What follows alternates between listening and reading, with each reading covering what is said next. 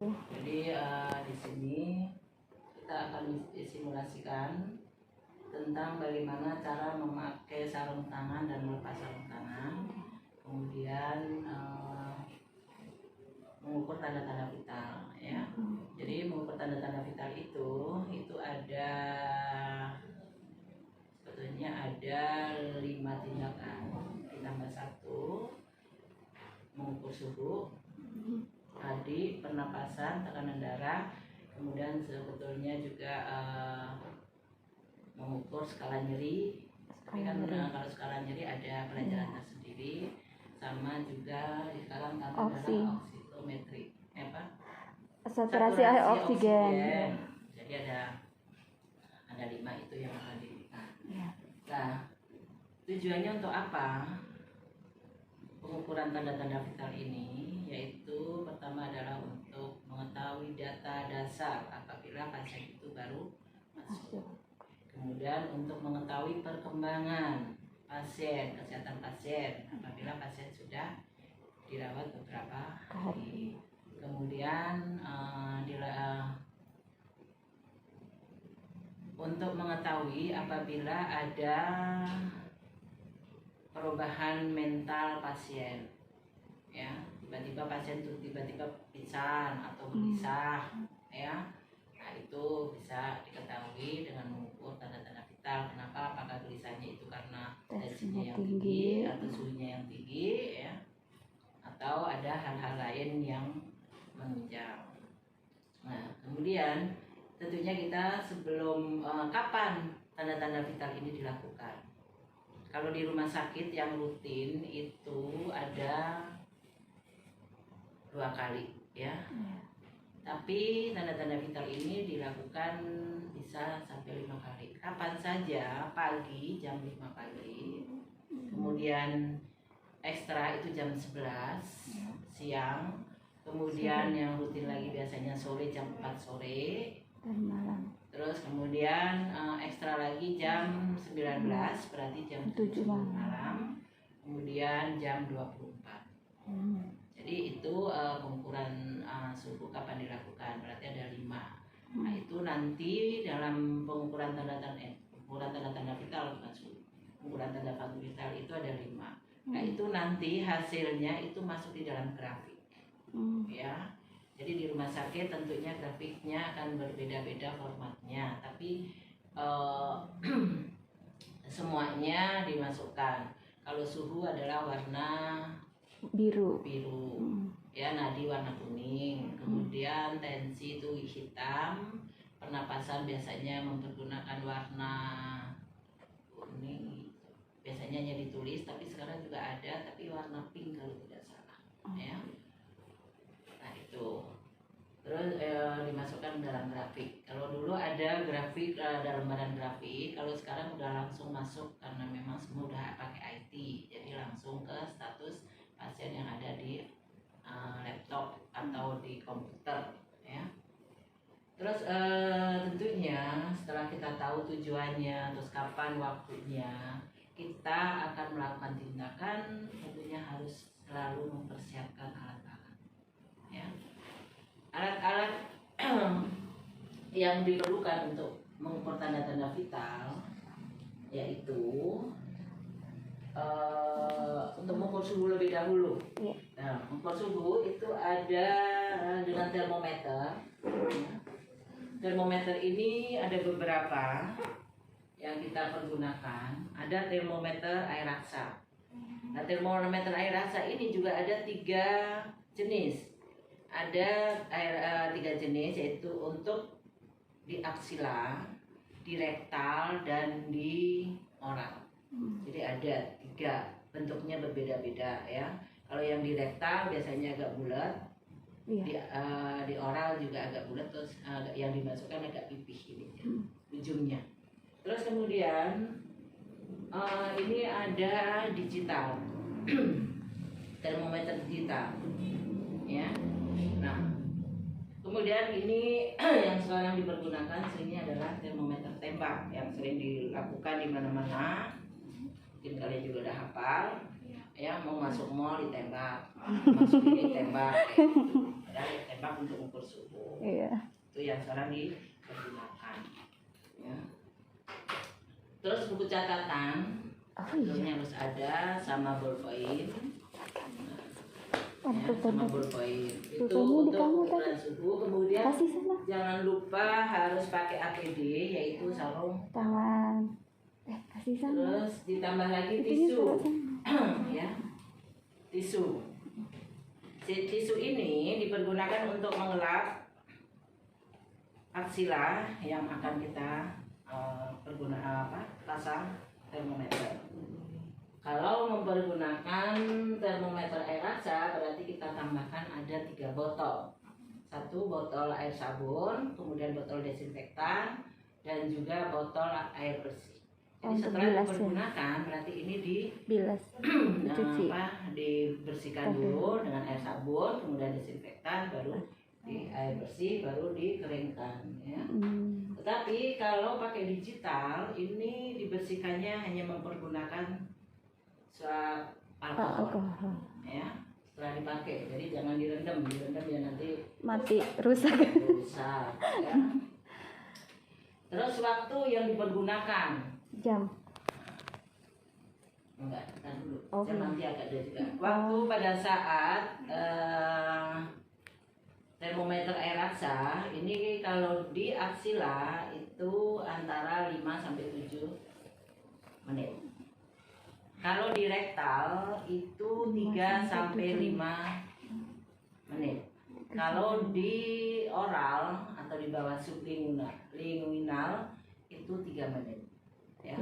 Kalau ini ada waktunya. Tetapi kalau yang digital waktunya tidak ada, hanya waktunya nanti dia akan mengeluarkan bunyi.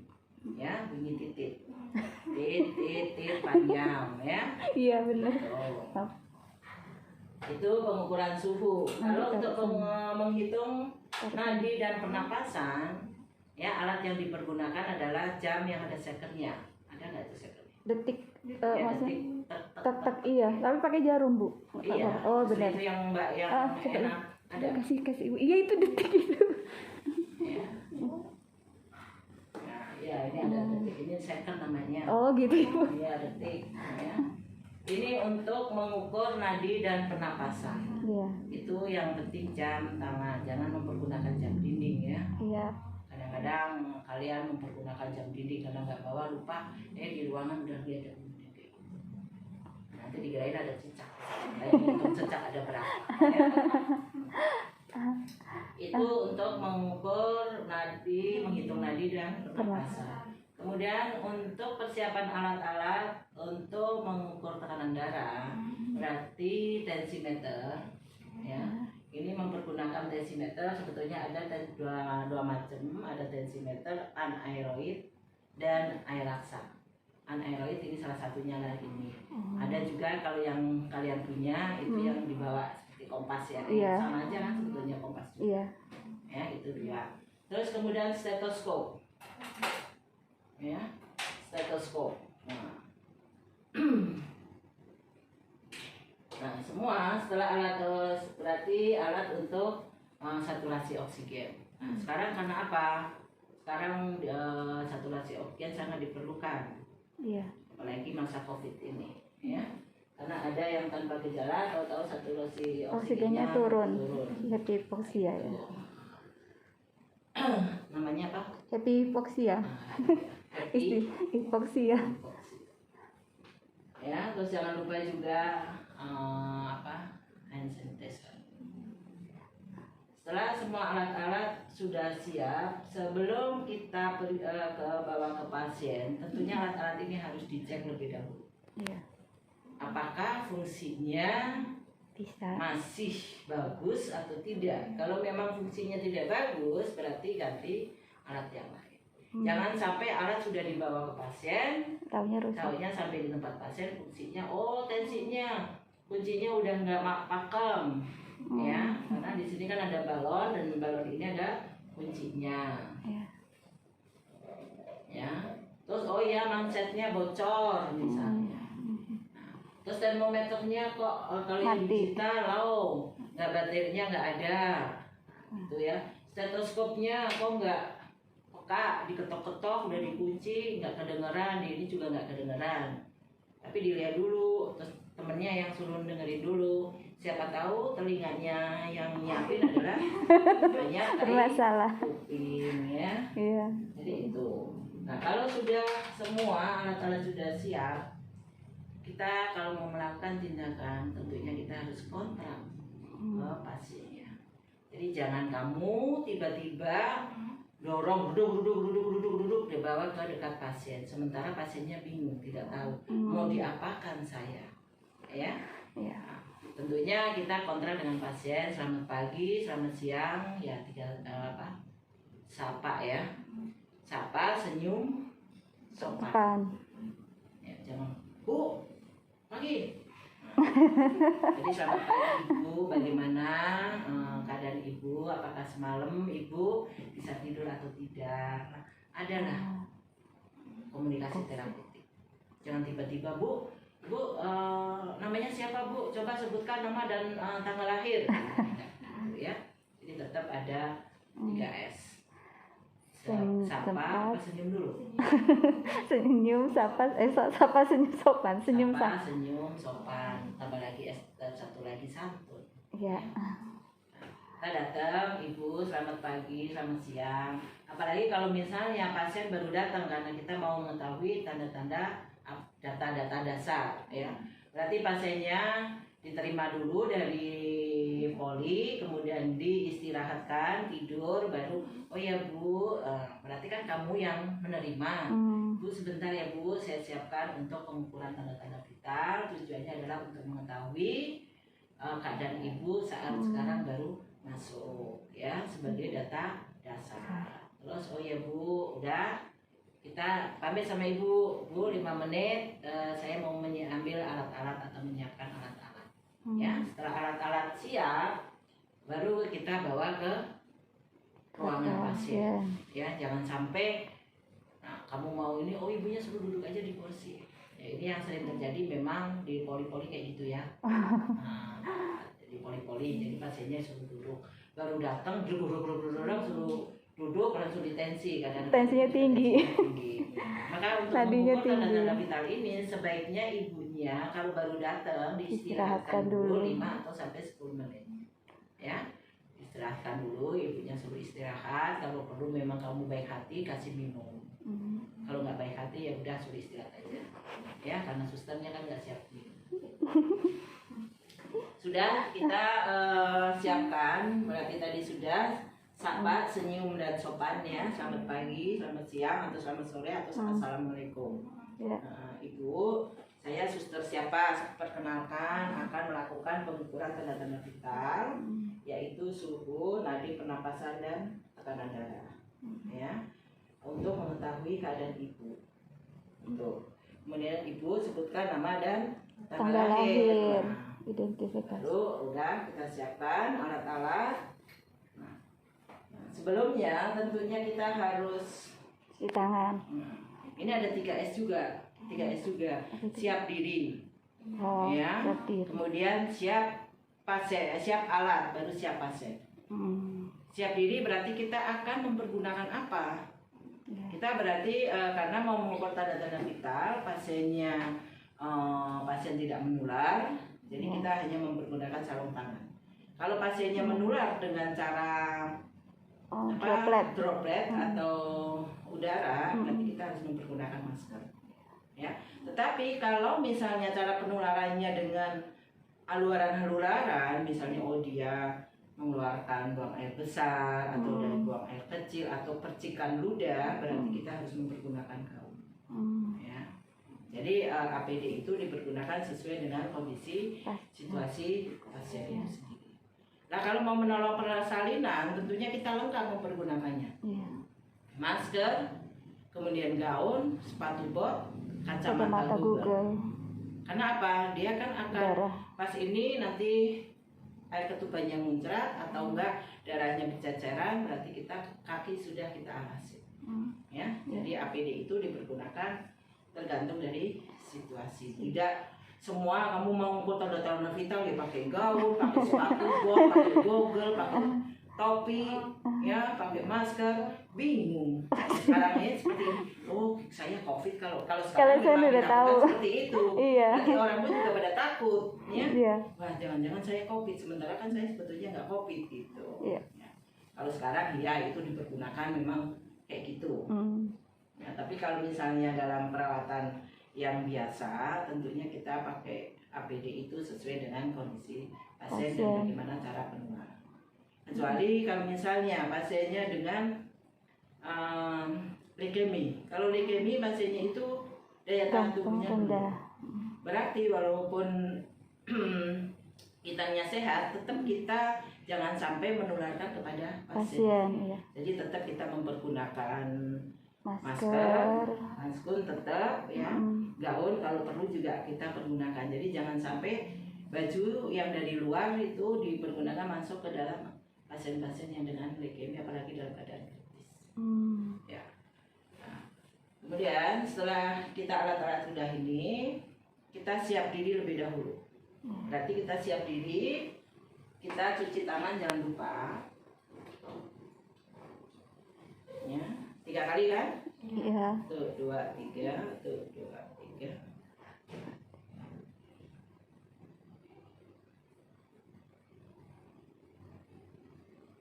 Ya. Kemudian kita pakai handscoon. Ini sekalian saya praktekkan bagaimana cara pakai handscoon. Ya. Kita buka tutup segala sesuatunya, tidak boleh taruh di sini. Iya. Ya. Tidak boleh juga ini seperti ini. Iya. Kita cari tempat yang luas. Kemudian kita ambil, nah ini kamu nyiapin. Nah, kita ambil seolah-olah walaupun ini bersih, kita tetap seperti mempergunakan sarung tangan yang steril. Jadi tidak boleh diobok-obok sebelah sini di ini ya. Kita posisi seperti ini. Kita lihat jempol kita dari mana. Jadi jangan jempol kita yang seperti ini, kamu mau makainya jempolnya taruh di sini. Jadi begini susah. Gak muat. Ya. Nah, berarti gini. Kita tangan tetap di sini. Kadang-kadang ada yang jari masuk di dalam satu itu. Ya, biarkan saja, kamu nggak usah bingung aduh gimana. Nggak apa-apa, langsung aja pakai. Nanti tinggal pada betulinnya pada saat kamu sudah mempergunakan sarung tangan. Oh iya. Ya. Nah, ini kan ini sudah pakai sarung tangan. Taruh dulu dibuka karena nanti bengkok kan akan dipergunakan. Iya. Pakai sarung tangan tidak boleh dekat dengan meja dan tidak boleh dekat dengan pasien atau tempat tidur dan juga ke diri kita. Jadi posisi. Ya. Di depan dada kita, jadi jangan juga naik kayak gini, jangan juga. Ya. Ya. Nah, kemudian kita ambil satu lagi. Tadi nggak dilipat, nggak dirapiin, maaf. Nah, iya. Karena buru-buru tadi ambil yang terus udah. Kita lihat jempol kita ada di mana. Ya. Misalnya di situ. Nah, kita lihat lagi, oh ini jempolnya mana? Oh pas ya. Iya. Nah, tuh. Nah ini posisi nih. Di luar. 3 jari di sini, jadi ini nggak akan nanti kena ini masuk. Nah, boleh ini baru rapikan. Kalau yang tadi ada 2 jari yang masuk. Nah, ini jangan sampai kena tetap. Yang sudah pakai handscoon jangan kena kulit. Makanya ibu katakan pakai handscoon yang tidak steril pun anggap kalian mempergunakan handscoon steril. Jadi pada saat kalian mempergunakan handscoon steril, kalian sudah tidak canggung lagi. Ya. Ini baru boleh kalian bersihkan. Tapi sebetulnya sebelum menyiapkan handscoon, kalian lihat dulu tangan kalian ukurannya berapa. Kalau yang gede berarti kita mempergunakan handscoon yang besar. Ya. Jangan misalnya handscoonnya XL, kalian memakai S atau M. Jadi kan nanti enggak. Setelah itu kita akan mengukur suhu. Ya. Jadi baju pasien kita buka. Kamu nggak usah pakai itu deh. Usah pakai face shield.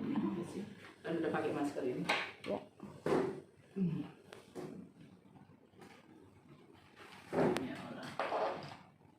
Jadi ceritanya baju ya, di sini udah apa badan ya. Iya Bu. Kemudian ini kita tutup dulu, kita buka yang tisu. Ya. Ambil tisu satu, bersihkan ketiak. Kalau memang pasiennya bisa membersihkan, pasiennya sudah bersih. Ayo Bu, bersihkan saja. Dulu Di dalam.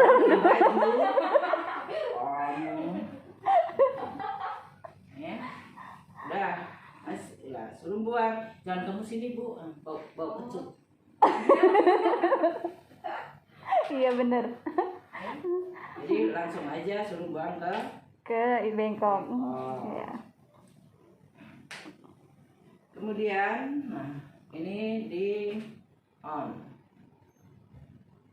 Berarti ini nanti ada berhadapan dengan tubuh kita, ya. Oh. Ini udah laut, tapi nggak apa-apa. Ayo Ibu buka tangannya dikit. Saya pasang Ibu. Ini di luar lah, udah. Sini kepit Bu, kepit. Nah, tangannya, ya. Iya. Sementara sambil nunggu bunyi, kita jangan bunyi aja. Kita boleh Sambil. ambil mengukur nadi, Iya. ya. Nadi. Pada saat menghitung nadi dan pernapasan itu berkelanjutan. Oh. Pada saat kita menghitung pernapasan tidak boleh pasien tahu bahwa sedang dihitung pernapasannya. Kenapa? Kadang-kadang bisa diatur. Kita kalau bunyi ngomong ya. Titit, ya. Kemudian kapan? Jadi tadi pada saat menghitung pernapasan pasien tidak boleh tahu. Iya. Jadi kita cari dulu nadi. Udahlah, Sambil duduk aja Bu. Capek. Ya. Kita menghitung nadi, cari nadi radialis. Iya. Dengan 3 jari. Ini sejajar dengan ibu jari. Kita ambil, kita rasakan, ya, kita rasakan lebih dahulu denyutanya. Oh bunyi, udah. Ibu ambil dulu, ya. Kita ambil dulu. Kemarin enggak ibu nggak bilang kalau bunyi ngomong, jadi ibu ngomong aja, taunya mati lagi. Ya, kalau misalnya udah bunyi kita mau ukur nadi, ya udah kita ini dulu, ambil dulu. Nah, ya Bu, lepas. Ambil. Nah, Ya, bersih ya. 6. Kemudian kita off kan, tapi kita ingat tadi udah baca. Iya. Kemudian kita bersihkan dari yang jauh yang tadi terkontaminasi dengan ketiak, baru ke arah ketiak, ke arah yang terkontaminasi. Kontaminasi. Berarti kita ini kita masukkan ke dalam tempatnya.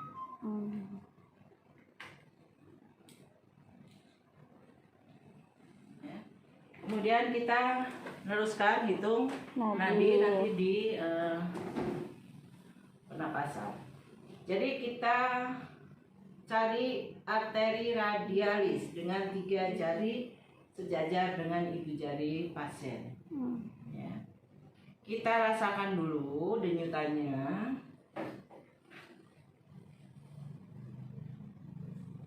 Kita rasakan denyutannya itu terabatnya, iramanya teratur atau tidak, reguler atau irregular.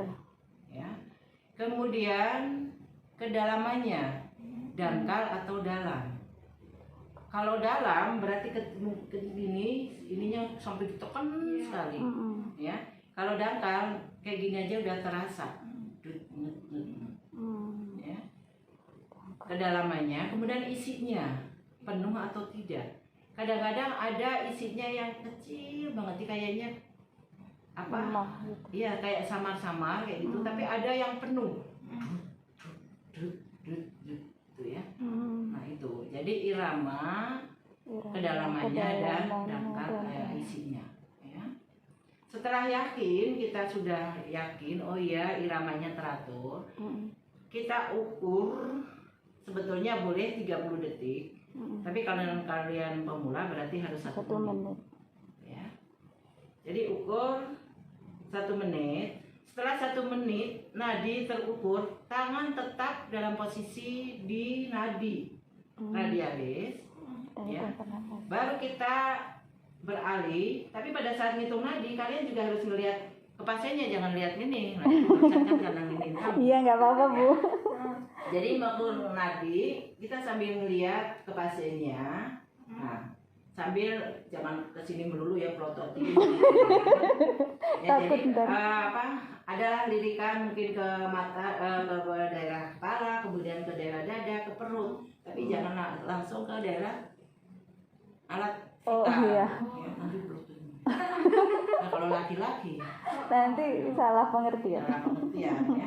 Jadi kita sambil ini nadi itu sambil ngelihat ini, tapi sambil juga ngelirik ke pergerakan dada. Nah, setelah kita ukur 1 menit nadi, kita ingat, oh iya nadinya tadi 80 atau 84. Karena normalnya adalah dia tak sampai 100 sih, 60 sampai 100 sih Bu. Iya, untuk orang dewasa. Iya. Untuk bayi-bayi itu beda, kan? iya. Ya. Kemudian setelah ini berarti kita sambil melihat detiknya sini, kita 1 menit. Terus kemudian kita setelah selesai nadi gitu, kemudian lari. Melihat ke sini sambil melihat gerakan dada, naik turun. Itu dihitung 1. Naik turun 2, naik turun 3, naik turun, jangan naik 1 turun 2, ini banyak. Jadi naik turun. Jadi pada saat inspirasi dan ekspirasi itu dihitung 1 kali pernapasan. Ya. Udah, kita lihat ke gerakannya, nah kita lihat ke sana sambil melirik ke jam. Jadi pasien juga jangan diajak ngomong ya. Iya. Ntar mentang-mentang ini diajak ngomong, ibu Tambah sesek. Ya nggak teratur dia. Nggak teratur. Ya, makanya pada saat menghitung pernapasan pasien atau hitung nadi dan pernapasan pasien jangan diajak ngomong. Kalau memang ada keluarganya bilang, ibu nanti pasiennya diajak ngomong. Takutnya tadi nanti ibunya lagi susternya lagi ngobrol sama keluarganya langsung nanya ke pasiennya. Iya, padahal sementara susternya lagi ngitung pernapasan. Ya. Setelah selesai, untuk mengurangi kesalahan berarti kita langsung catat. Tadi suhunya 36,6, oh nadinya sekian. Di buku catatan, di sini dilihat tadi namanya siapa. Ya. Karena buku catatan di ruangan itu adalah bukan hanya untuk satu pasien satu. Kalau untuk pengukuran tanda-tanda vital, mungkin 40 pasien bukunya 1, jadi ini yang dibawa nanti untuk mengukur semuanya. Berarti kita lihat, oh tadi yang saya ini kan tadi sudah ditanya namanya siapa, tanggal lahirnya lah, tinggal ditulis. Kemudian setelah selesai kita mengukur nadi, pernapasan dan suhu, baru kita mengukur tanda-tanda tensi, tekanan darah. Tekanan darah. Iya. Lupa melulu jadinya. Harusnya ini di burung ya.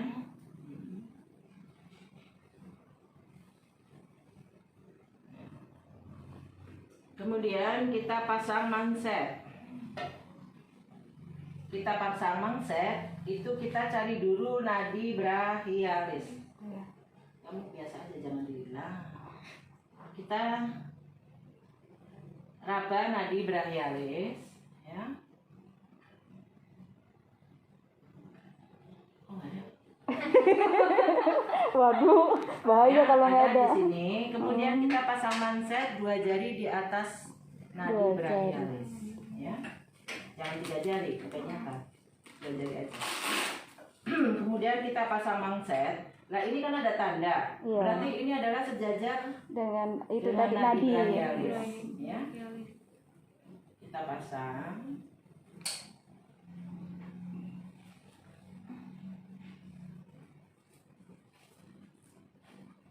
Jadi nadi brachialisnya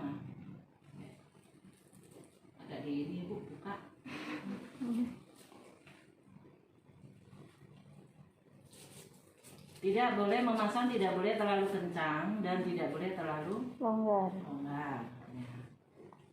Ya. Kemudian kita tanya pada ibunya, ibu atau bapak, tadi pengukuran tekanan darah terakhir hasilnya berapa? Ya. Kalau misalnya ibunya nggak tahu, berarti kita mencari dulu sistolik palpasi. Tujuannya untuk apa? Pada saat nanti kita akan mengukur tanda-tanda vital dengan mempergunakan stetoskop. Pada saat memompakan manset ini tidak terlalu tinggi. Makanya kita cari dulu sistolik palpasi. Tetapi kalau ibunya tahu atau pasiennya tahu, oh iya suster, ini udah dirawat udah lama nih. Misalnya tadi pagi, karena ini lagi ukur jam 11. Ibu, tadi pagi suster saya terakhir 120/70 misalnya. Berarti kita sudah pasang taruh diafragma di atas arteri brachialis. Kita pompakan manset. Tadi kan sistoliknya 120/70. Berarti pada saat kita memompakan ditambah sistoliknya ditambah 30. Tambah 30 Jadi berarti 150. Oh, ya. Ya. Tetapi kalau ibunya atau pasiennya nggak tahu, kita cari sistolik palpasi, kita raba dengan tangan kiri, arteri radialis, kemudian manset kita pompakan, jangan langsung pompakan tinggi, ya pompakan, misalnya 60 dulu, ya 60 ini manset badannya manset teraba denyutanya, naikkan lagi 10, manset teraba juga, naikkan lagi 10. Masih teraba, naikkan lagi 10. Oh, masih teraba, naikkan lagi 10. Masih teraba, naikkan lagi. Oh, ini udah nggak teraba. Kita lihat di skala berapa. Oh, di skala 100. Kita ingat misalnya. Atau di skala 102, 10 atau 105. Berarti kita ingat sistolik palpasinya adalah 105 atau 100 atau 100. Ya tergantung tadi pada saat kalian mengecek. Ya, sistolik palpasinya. Nah setelah itu kita udah tahu, berarti kita ambil stetoskop. Walaupun tadi ini harus kalau pakai jilbab ini harus di dalam ya. Iya. Nah, ibu nggak mau di dalam. Ini karena udah kotor. Mau pakai yang punya saya Bu, ada nih. Nggak usah. Oke. Ya kita dengarkan dulu walaupun tadi sudah dites. Takutnya ini dikunci lagi. Iya. Kita dengarkan ketuk-ketuk. Coba, oh ini berarti ini terkunci, ini dibuka. Baru kita letakkan di diafragma ini, di arteri, di atas arteri brachialis. Nah, kita taruh ya. Kemudian tadi kita pompakan ditambah 30. Iya. Tadi 100 ya. Berarti 130. Oh iya.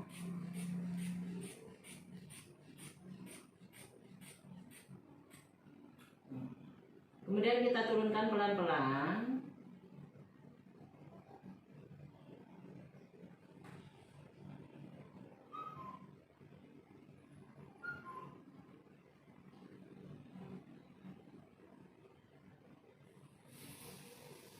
Ya. Kalau misalnya kita tidak yakin, misalnya oh tadi untuk mengetahui sistoliknya adalah pada saat kita turunkan ada bunyi terdengar dek pertama kali itu adalah sistolik. Kemudian kita turunkan sampai suara itu tidak kedengaran lagi, dentakan itu tidak kedengaran lagi, berarti itu adalah diastolik. Tetapi kalau kita ragu, tadi kayaknya apa di 110 atau di 100 atau di 105.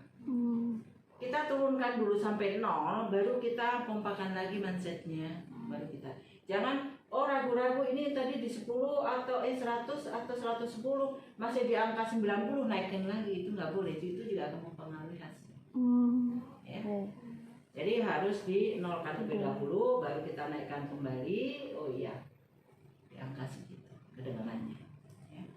Tetapi kalau misalnya kalian ragu di sebelah kanan, apa tinggi atau rendah gitu ya, kok kayaknya boleh tanyakan dulu kepada pasiennya. kalau kira-kira kita ragu kok tadi hasilnya kok kayaknya tinggi gitu ya. Ibu atau bapak ada riwayat tekanan darah tinggi? Kalau misalnya oh enggak, ya oh ya, kenapa emang biasanya kan pasiennya pasti nanya ya ada apa? Ya kok kayaknya agak tinggi, bapak lagi banyak pikiran atau bagaimana gitu. Tapi untuk memastikan lagi Pak atau Bu, saya akan coba di daerah tangan sebelah kiri. Boleh. Kalau kita tetap masih ragu juga, boleh minta tolong sama perawat yang lain. Jadi jangan sok tahu. Orang nanti saya dibilang katanya saya kok bodoh amat, nggak bisa mengukur tekanan darah. Nggak usah malu. Tinggal bilang sama perawat yang lain, Kak atau siapa atau teman kamu, tolongin dong. Kayaknya kok saya ragu. Udah saya pindah ke tangan kiri, tapi kayaknya hasilnya kok kayak masih meragukan gitu. Saya kurang yakin. Itu boleh kalian minta tolong sama kakaknya juga boleh ngomong kayak gitu. Jangan sampai kalian ragu bilang, oh pasiennya nggak punya riwayat tekanan darah tinggi, kalian ngomongnya, oh hasilnya tinggi, gitu. Atau dia punya riwayat tekanan darah tinggi, akhirnya oh dibilang hasilnya rendah. Kalau misalnya kita ragu, kita nggak usah malu. Demi kebaikan, minta tolong sama yang lain. Nah ini yang sering terjadi karena mungkin mahasiswa ini takut kali, ya. Terus dia ke dinas cuma sendiri. Jadi dia mau minta tolong sama siapa? Sebetulnya boleh kan ada CI-nya. Bilang Kak, tadi saya ngukur di kamar sekian, bed sekian, ibu ini. Tapi saya ngukur tekanan darahnya saya ragu Kak. Udah saya ulangin yang kanan 2 kali, terus saya juga pindah ke yang kiri 2 kali, tapi kayaknya ragu. Hasilnya kayaknya agak tinggi. Tapi kok enggak, saya kurang ragu pendengarannya. Udah ngomong terus terang aja, nanti dia CI-nya oh ya sini saya coba. Atau ada pembimbing dari akper gitu misalnya, ya tinggal terus terang aja, jangan sampai kita nggak tahu, kita sok tahu, ya. Nah, setelah selesai kita udah yakin, ibu nggak akan ngomong tadi berapa, ya nanti kan kamu tinggal nyoba. Kadang ibu dulu suka ngomong, nah nanti suruh nyoba. Sama kayak tadi gitu. Sama, padahal kadang naik antara selisih ibu sama antara yang lain ada perbedaan, antara 5 itu nggak ada masalah. Ya, itu makanya ibu nggak mau ngomong. Tadinya juga enggak, kemudian kita lepas. Berarti kita udah nolkan ini ya. Kita lepas, kita bereskan. Kan sekarang mah enak kayak gini ya pakai. Dan nah ini kita rapikan lagi bajunya. Kemudian ibu sudah selesai untuk pemeriksaan tanda-tanda kita. Alhamdulillah hasilnya bagus. Tapi kadang-kadang berapa suster saya suhunya kasih tahu. Oh ya tadi suhunya 36,6 derajat Celcius. Kalau nadi sama pernapasan biasanya dia nggak mau ini ya, tapi kadang-kadang juga nanya. Pokoknya kalau ibu kita udah ngasih tahu bahwa oh hasilnya alhamdulillah normal, tapi kalau ibunya tanya berapa nilainya kasih tahu. Oh boleh ya. Boleh nggak apa-apa. Kalau misalnya kita lagi ini tinggi, jangan langsung oh ibu kok tinggi amat nih tensinya, jangan. Tinggal ditanya lebih dahulu, oh ibu ada riwayat tekanan darah tinggi gitu. Kalau misalnya oh ya kenapa suster, oh ya tensinya agak tinggi, tapi jangan dibilang hasilnya berapa. Tapi kalau ibunya ngomong oh ya suster saya biasa tensinya 160/80 atau per 90, baru boleh ngomong oh ya bu ini tensinya tadi pikiran saya ibu tinggi, tahunya udah biasa segitu, berarti pada saat tadi saya ukur 150/80 kayak gitu boleh. Ya, tapi jangan kalau tinggi langsung oh ibu tinggi banget sih, nah jangan sampai hal itu terjadi. Kita belum tahu ibunya ini siap menerima atau tidak. Ya, maka itu ditanya lebih dahulu, oh ibu apakah punya riwayat tekanan darah tinggi kalau memang terus atau enggak, oh ibu biasanya tensinya yang dan terakhir ya biasanya pernah tensinya biasanya berapa. Kalau kita kira-kira kok tensinya cuma 100/70 atau 60 gitu ya, biasanya anak muda, anak perempuan gitu, karena memang dia setiap bulan kan mengeluarkan darah. 110/70 biasanya itu udah normal ya. Itu Jadi kalau memang terlalu rendah atau terlalu tinggi, jangan langsung rendah banget. Kalau rendah, kecuali rendah, kok didengar tadi sistoliknya nggak kedengeran sama sekali, kalian lapor ke susternya, ke penanggung jawabnya. Suster, itu kamar sekian ya kak, atau ibu kamar sekian, saya tensi didengar pakai stetoskop nggak bisa, tadi saya raba sistolik palpasinya sekian. Tapi kondisi ibunya, misalnya kamu, oh ya kok kulit lembab ya, dingin kayak gitu, berarti harus cepat lapor ke penanggung jawab. Jangan kamu tanganin sendiri, cepat lapor. Ya, apalagi setelah ditensi, tensinya rendah, ibunya nggak usah dikasih tahu, terus udah langsung, ibu sebentar ya bu, lapor ke penanggung jawabnya. Kak, mau kamar sekian, keringat dingin, saya tensi adalah tensinya rendah. Terus tidak kedengaran dipakai stetoskop, jadi saya palpasi. Nah itu, jadi kita sigap, jangan langsung kita tanganin sendiri kayak gitu ya, tetap kita, kecuali kalau ada temennya, yang satu tetap memantau kesadaran pasiennya, keadaan pasiennya, yang satu suruh lapor, atau yang satunya tadi yang ngukur lapor, karena pasti kan yang tahu yang ngukur, ya lapor, ya yang satunya tolong deh tungguin pasiennya, nah, ya. Jadi itu yang harus kalian ini kan. Jadi jangan mengambil tindakan sendiri. Harus selalu konfirmasi atau koordinasi dengan penanggung jawab yang ada di ruangan atau CI-nya, yang terutama adalah CI. Ya. Jadi itu. Setelah selesai semua kita catat. Kita sudah bilang tadi sama ibunya, oh ya Bu, nilainya normal. Ini kalau ibunya nanya ya, pasiennya nanya dijawab. Kalau sudah selesai, berarti kita lepas sarung tangan. Bagaimana cara lepasnya? Bu, satu lagi. Oximetri. Oksigen. Lupa. Ya, setelah itu iya, ibu lupa waktu itu juga diingetin. Karena kan jarang pakai. Iya, jarang.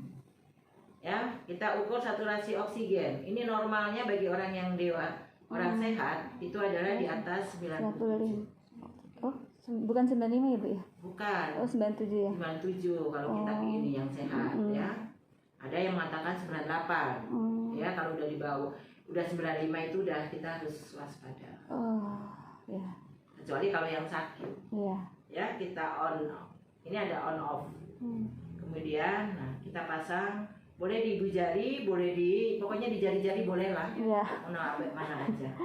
Paling yang paling enak adalah di ibu jari. Iya. Nah, kok ini malah Nanti tuh.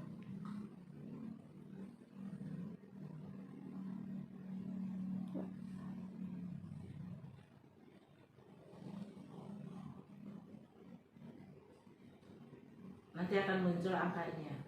Iya. 97. 97. Ya, berarti bagus. Saturasi oksigen ini adalah untuk mengetahui aliran oksigen sampai ke daerah perifer itu cepat atau lambat kan. Jadi berarti kalau cepat itu berarti aliran, karena oksigen itu dibawa oleh darah. Iya. Dialirkan ke seluruh tubuh melalui darah, yaitu sel darah merah. Ya. Berarti kalau misalnya ada masalah di sel darah merah, ya biasanya juga akan mempengaruhi hasil saturasi oksigen atau oksigen yang ke daerah perifer juga akan menghambat. Ya. Nah, setelah itu kita jangan lupa lepas sarung tangan. Ini kan tadi udah berhubungan dengan pasien, jadi jangan sampai tangan kita di sini juga kena. Jadi kita ambil di sebelah sini. Ini kita pegang, nah ini kita masukkan. Ya. Jadi jangan sampai, nah, kita pegang di ini kan karena tadi sama kulit kita, iya. Kulit kita lepas, jangan lupa kita cuci tangan kembali. Iya. Dan kita pamit sama ibunya, terminasi. Ibu sudah selesai tindakan untuk pengukuran tanda-tanda kita. Terus nanti misalnya sekarang jam 11, oh ya Bu, nanti setengah jam lagi saya akan datang kembali untuk memberikan obat sebelum makan. Udah ya Bu.